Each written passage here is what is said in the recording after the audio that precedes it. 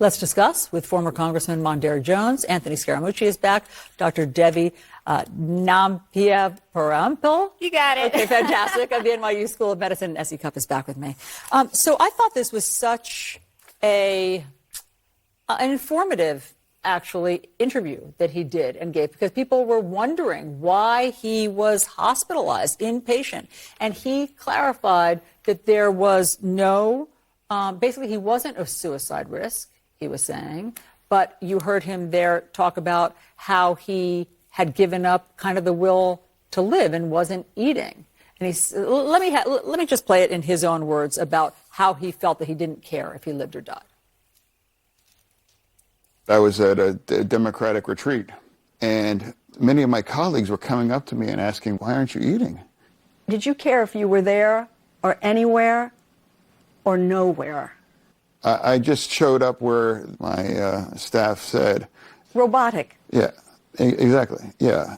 As it was described to me, you were agnostic about the question of living or not at that time. Yeah, well, I never had any self-harm, but I was indifferent, though. If the doctor said, gee, you have 18 months to live, I'd be like, meh. Okay, well, that's how things go.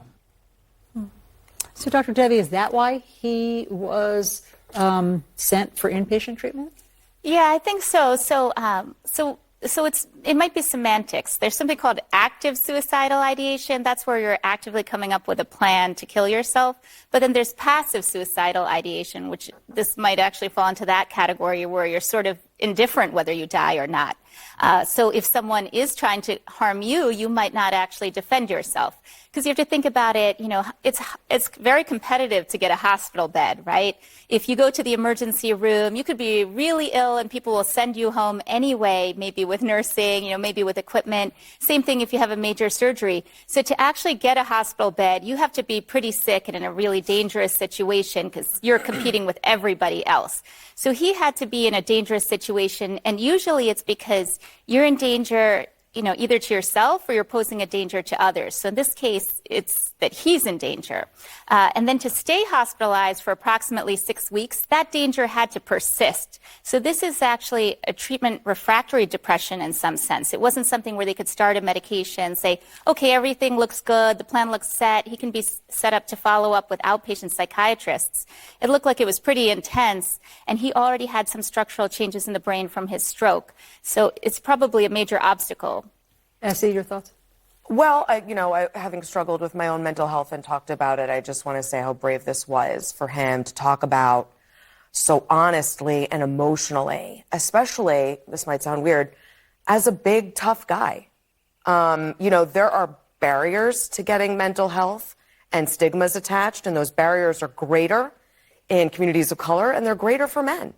And so what he did was really, really important. Look, depression's a liar, so is anxiety. And it convinces you of things that are not true, that you're not okay, you're not doing well, you're not as good as you should be, etc. And I know from my own experience, the way he's feeling about his mental health today will evolve. He might not realize how dire a situation it was until he unpacks that over time. Because as you say, doctor, you can't just go somewhere for 6 weeks if you're okay. He used a term that I've never heard before. He said, I'm happy to say my depression is in remission.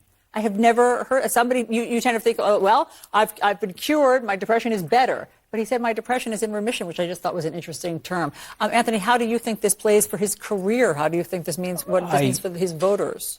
I think he's a hero on a number of different levels, but the main level for me is that this is an illness. And so let's say he broke his back and was in the hospital for 6 weeks. Everybody would be like, okay, that's fine.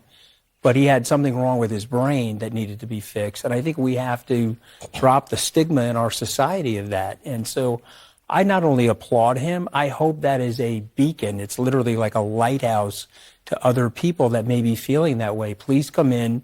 There's therapies that we can have designed to treat you and to help you get to a place where you feel good about yourself. and your family. He's obviously a loving, very good person. He's an American patriot. And I think what he did speaks volumes to his leadership skills. So I think he's a hero. That's not what you're hearing on right-wing TV. Well, I think that's a mistake by them. They should be reaching out to him in a public health message to all people.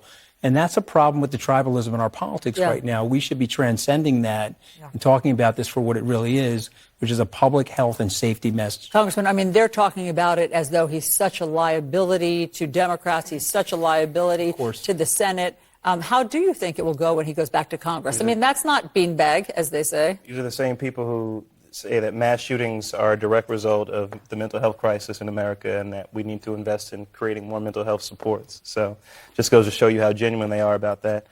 As someone whose election meant everything to him, to Congress, it is really, I think, an important perspective to hear this guy who just won, as he said it, the biggest Senate race in the country, the biggest race in the country, the race that, frankly, that gave Democrats that extra seat to give them more comfort in the Senate, say that it wasn't even a big deal to him because of what he was dealing with. I mean, it didn't feel like a win, he said. Yeah, it didn't feel like a win. And so it just, that perspective is so important that there's a lot more than just winning an election, that you've got to work and grapple with what you're dealing with within before you can be a help to anyone else. Quickly. Congressman, the right-wing attitude towards people like Senator Fetterman, did that not help him? I mean, look at the Donald Trump endorsement of Dr. Oz and their approach to him. Don't you think the Pennsylvanians that voted for him galvanized around him? I think it's hard to say. I certainly don't think it harmed him. I remember speaking to a lot of Democrats, including my aunt who lives in Philadelphia, who was very concerned about the stroke aspect of it. I don't know that the mental health crisis was as clear at the time of the election. No, but I just mean all of the nonsense. I'm just saying the health stuff, the stroke, the misspeaking. I think the Pennsylvanians galvanized around him as a result. All I know is calling someone struggling with mental health a liability, no matter what scenario or situation, is exactly how you keep these conversations silenced and stigmatized. It's the opposite of the way we should be talking about it. I'm even cleaning it up. It's false. I'm even cleaning up what they're saying. Oh, I know. They're right-wing. ghouls. I've seen it. It's all the MAGA nonsense. In a job very quickly, situation, in a job situation, we usually look at if somebody is disabled and if they can cover for their job with reasonable accommodations. So in this case, they should really look at what his deficits are and whether those can be accounted for with reasonable accommodations. So in this case, we don't have enough information about what the deficits actually are. Yeah, we'll see. I mean, obviously, he's home now. He's out of the hospital, and he says he's heading back to Congress. Thank you all very much for that conversation. Okay, is college worth it? That's a question for Mike Rowe. Next.